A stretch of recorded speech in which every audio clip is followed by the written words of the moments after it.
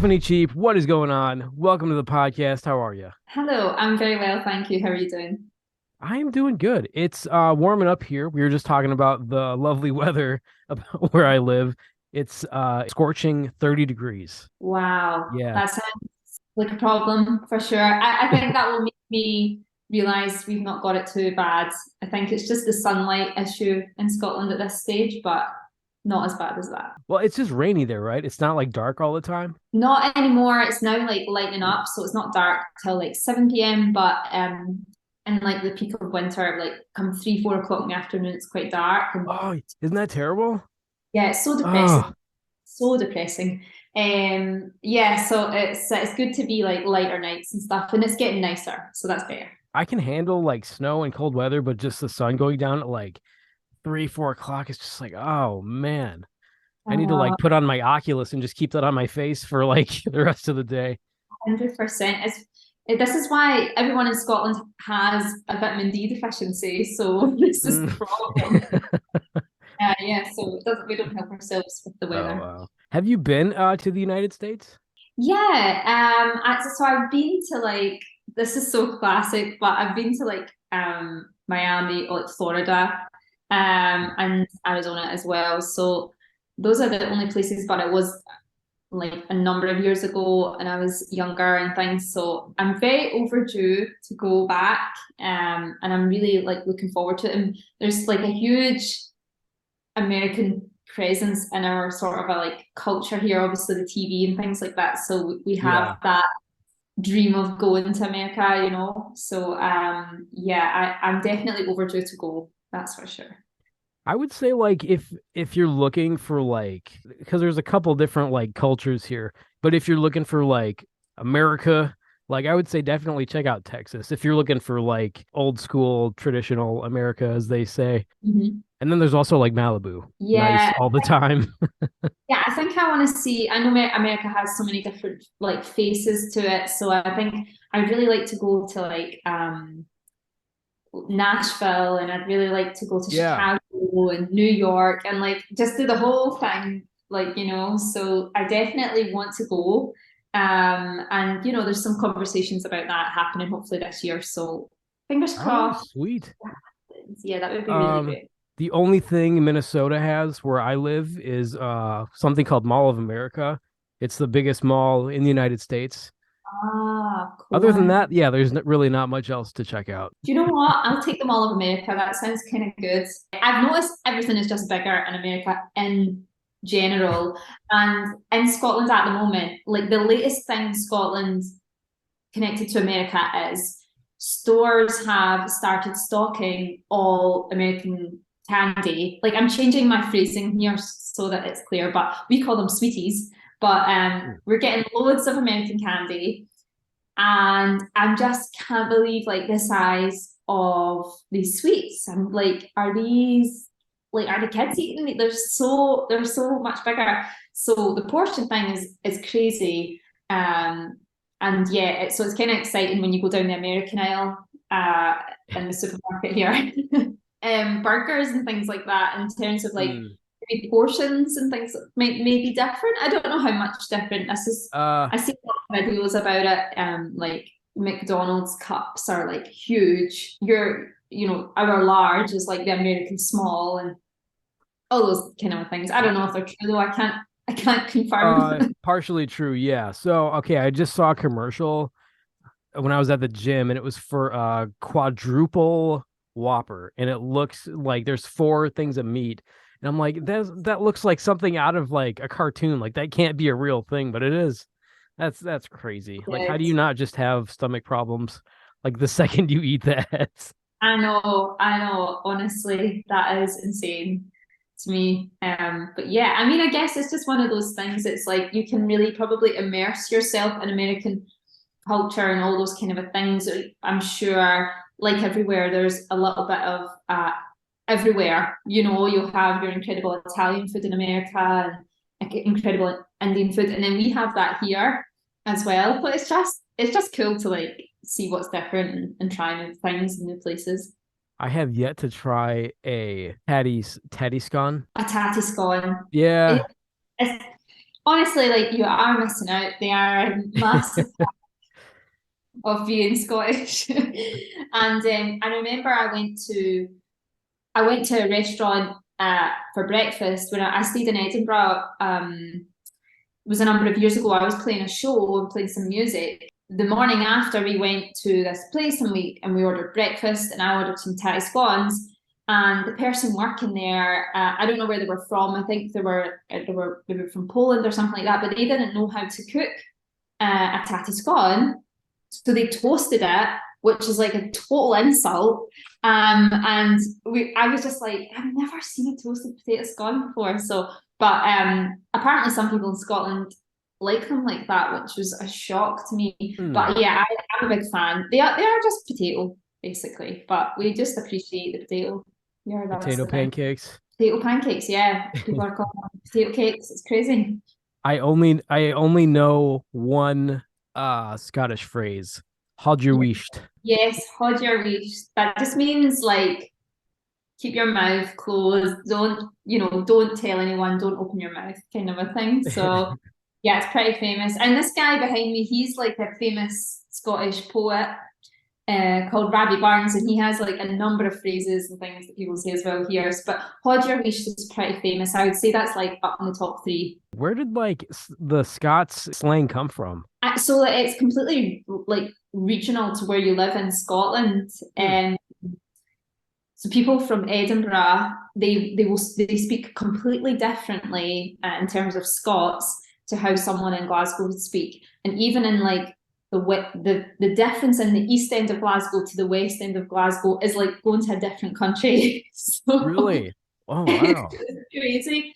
But everyone kind of understands everyone. There are some places like Aberdeen, which is quite north Scotland, very, very difficult to understand. They say things like that you really just can't figure out unless you're from there. Like for example, if you a kind of a phrase would be like "you're away with it," which means you're not thinking straight, and that's pretty slang. But in Aberdeen, they say "you're a wall with it," so it's like a total play on what you say, and so it's really difficult in that sense. But I guess when you're Scottish, you're just like, oh, it just kind of unrolls and you figure it out.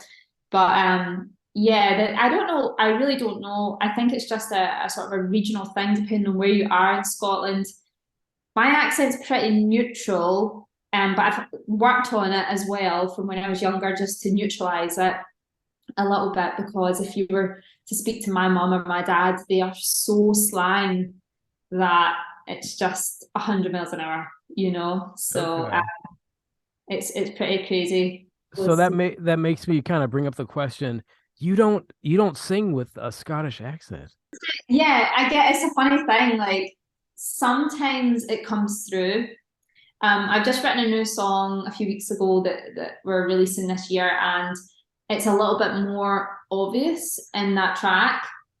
But yeah, I guess it's just because when you're singing, you're not singing with that pronouncing in the same way, because you're singing maybe with a more flat tongue as when I'm speaking, and maybe using more the front of my tongue. So it's a really weird thing. But yeah, it kind of does disappear a little bit, but it's honestly like not a conscious thought.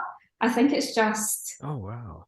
the way that people sing. But you can definitely like it's more I have to think about singing with an accent and a Scottish accent more than I have to think about not singing with it. So it's really bizarre that the accent does disappear so easily. It is a really crazy thing. I would love to know the psychology of it, but just the way it is.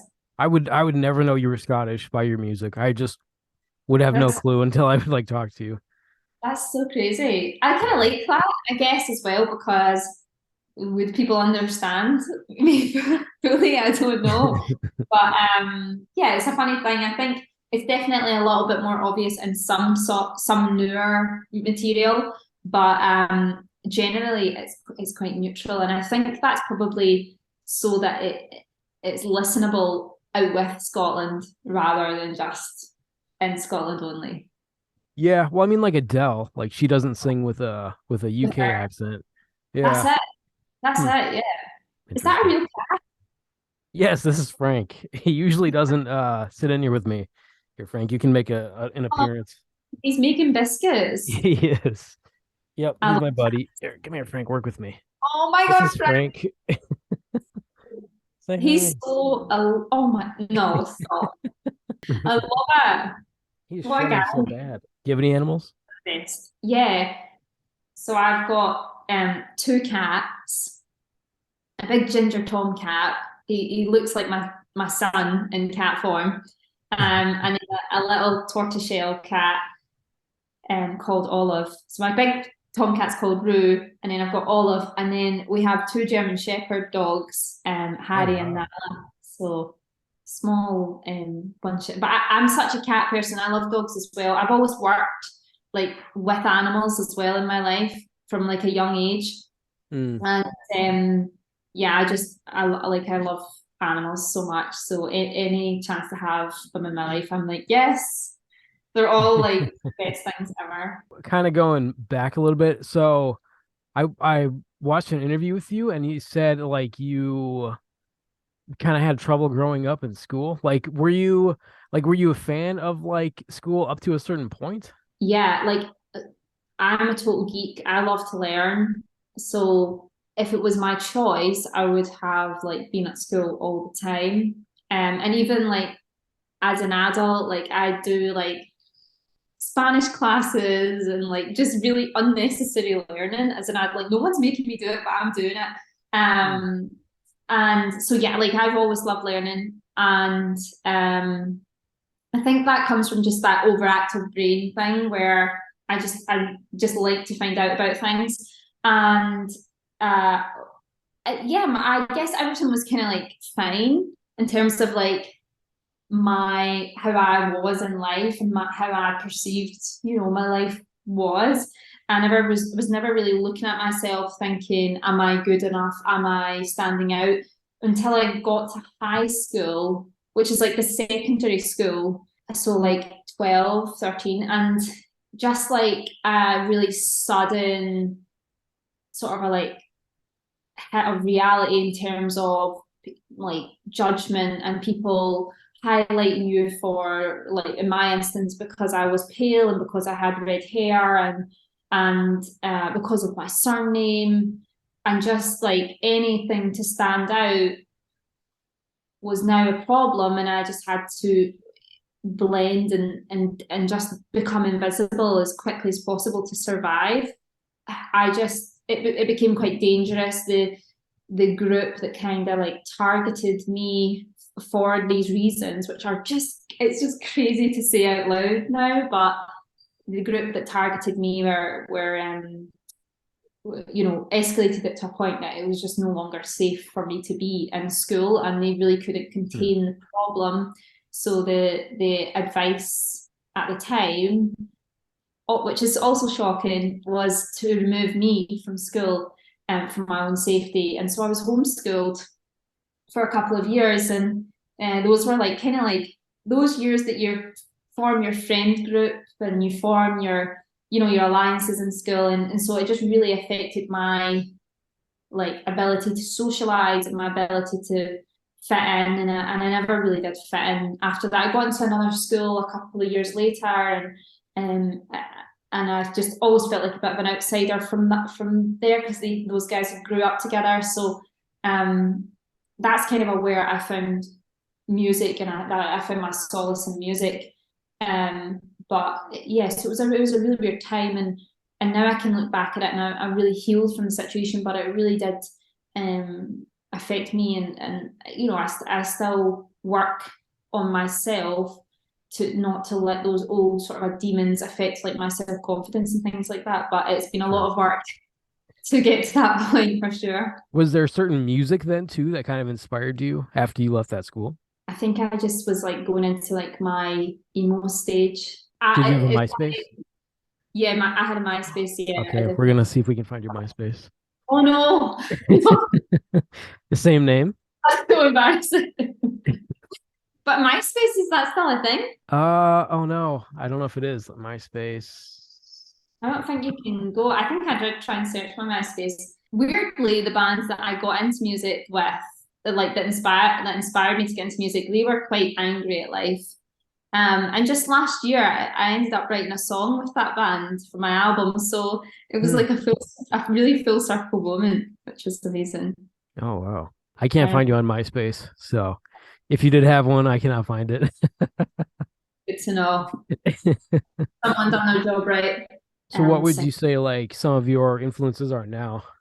I think like Paramore still is like probably one of my biggest Hmm. idols in terms of bands. I listen to like the same. To be honest, like I do listen, give everything a go. Um, but I think yeah, probably Hayley Williams is to date like probably one of the most inspiring female musicians. Yeah, Okay.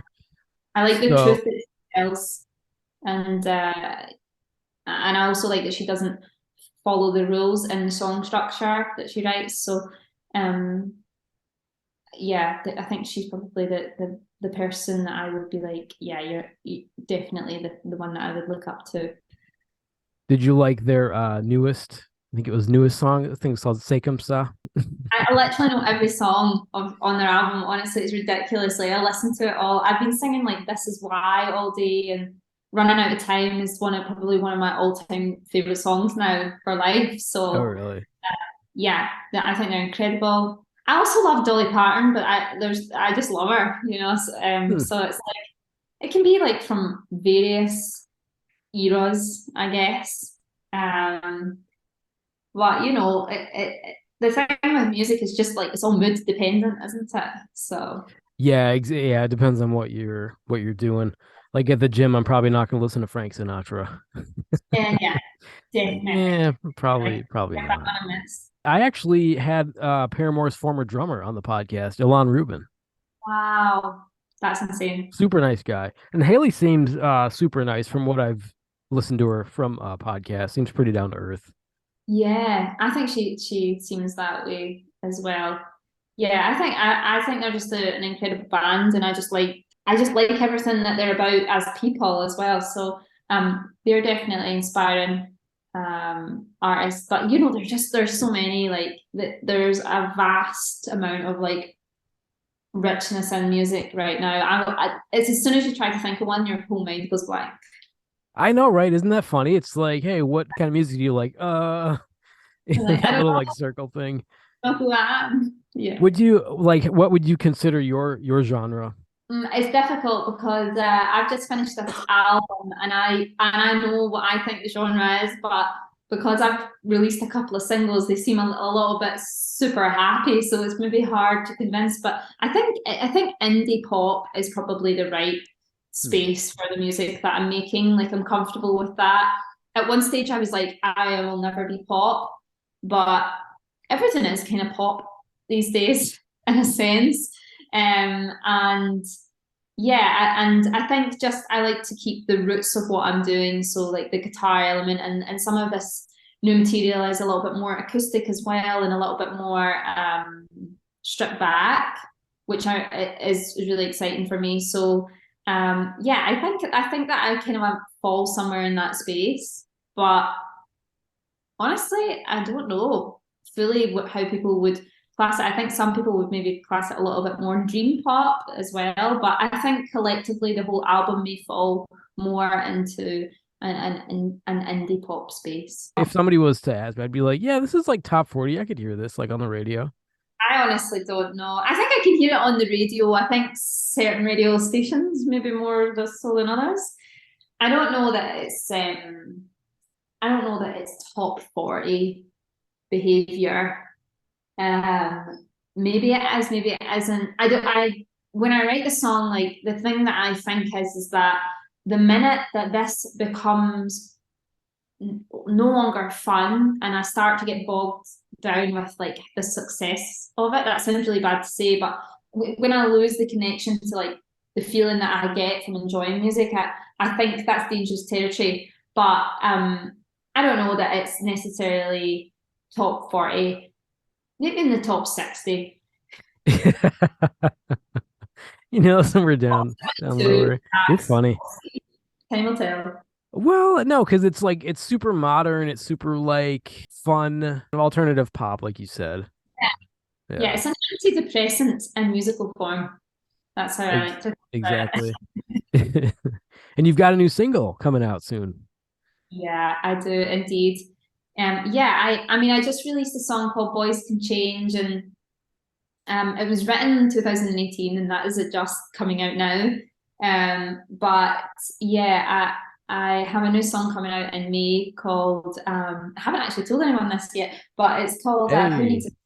Yeah, there you go. Who needs a friend like you? And yeah, I'm really, really pleased with this kind of like song, and I'm really, really excited about putting it into the world. So, um, yeah, I'm really like probably this is the song I'm most excited about for sure. So, yeah, that's coming out in May. Who needs a friend like you? So is it like a A sadder song maybe. okay. But I think it's just something that everyone has probably experienced in their life. And I think that's why when I was writing the song, I could really put myself into like friends situations, family situations. Like I could relate it to like a lot of situations. And it's probably like the most honest I've ever been in a song. I haven't necessarily, sometimes when I'm writing a song, I'm thinking more about like the feeling of the song and what Hmm. fits. But with this song, it was really like the just bare words of what I would say in a situation, and that was really nice. So I'm looking forward to releasing it, and I think that if anything, it will like resonate with people, hopefully. Friend breakups are no fun no matter how old you are. Yeah, this You know is what I so mean? true. So true. And I think it's just also like, I mean, the song's also that thing of like when a person leaves your life, regardless of what the relationship is, it's, you know, maybe it's family, maybe it's friend, maybe it's partner, whatever. It's just that like shock of like, wait, they're totally gone from my life. Like we don't have anything. Like they're not even the person I would phone to say I've had a bad day. Like it's just that loss and that entire loss. And actually, I don't think a lot of people process that as a loss. I think that's like we just like march on and we meet someone else or we fill Yeah. that. So it's just like that little space that we have in our life. Like that needs that you know is a bit of a void in very many relationships, and I wanted to write specifically about that little space in between, you know. So that's what the song is about, and yeah, it's hopefully gonna be good. I mean, yeah, that sounds super relatable because that little space can take up a lot of space sometimes, especially if you're just kind of by yourself overthinking things, as I do sometimes. And sometimes you actually never learn how to like heal from that experience, and you spend the Yeah. rest of your life thinking, is someone else going to do that? So it's like a little bit of a moment for yourself to be like, you know, assess this. And it wasn't until like the last few years that I figured that out, and I just thought, you know, no one's the bad guy here, no one's like the good guy. It's just like this thing as humans that we do, and it's really weird, but we do it, and it really affects us for life. Like what you know, we need to kind of speak about this, and so that was the idea. But it was just the song came so easily that I knew it was like the total truth. And when some people that have heard it before, just so I could get some feedback and things, um, you know, they kind of felt like it was about their specific thing, and so I hope that I've captured something in that. But if anything, I enjoyed writing it. So There you yeah, that go. comes. For me, it seems like they're kind of coming from a place of ego and like ignorance. So when that happens, that's kind of when my ego makes its rare appearance and like comes out. I'm like, okay, you're not gonna be a part of my life when things are fun. And then I get that mindset, and then I go and like, Yeah, no, one hundred yeah, I percent. go Like on this whole stupid thing. I think like people are. reacting all the time to how other people treat them, but those people are treating you like that because of how other people have treated them. And it's just like everything is Yeah. so reactive in that moment. So, and in that, that's that thing in your life, like when some, you mutually break up, or the other person leaves because they're unhappy, and it's like no one's trying to hurt anyone, but you can't help but feel like I've been like, this is cruel, this is unfair. And how do you cope with that? Okay, you get angry, you hate the person, you victimize yourself. Just all these really crazy coping mechanisms that are completely logical, and kind of like beautiful as well, that we do. Like, and I'm sure if we were animals in the wild, this would be something David Attenborough would speak about. But I just thought this is something in people that's like, it's a pattern of behavior that I wanted to sing about, and I can obviously relate to it as well. So Oh, why not? definitely. Those are the best kind of songs, though. Like ones you can relate to. Exactly. Do you Yeah. have Do you have any like merch? Anything you want to plug besides your single? No, no, I'm good. No, I don't have merch.